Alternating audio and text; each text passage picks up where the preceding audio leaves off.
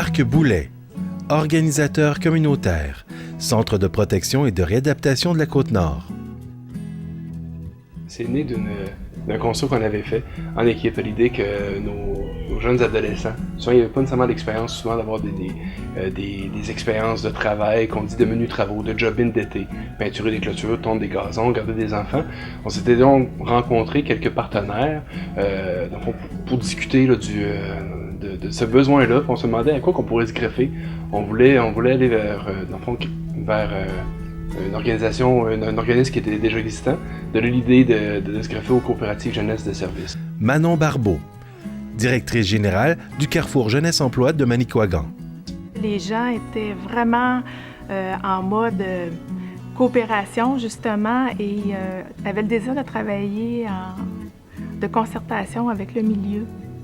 L'intégration était faite vraiment à part entière, c'est-à-dire que les jeunes qui avaient une limitation étaient intégrés avec les autres jeunes pour aller faire des contrats, des job-in par exemple, une tonte de pelouse. Le jeune était jumelé avec un autre jeune et ça s'est toujours bien passé.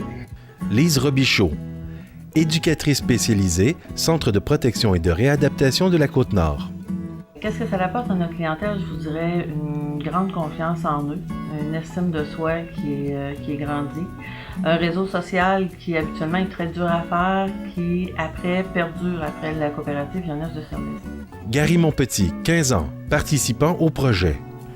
J'ai parlé avec du monde, ça m'a genre appris à communiquer avec les gens.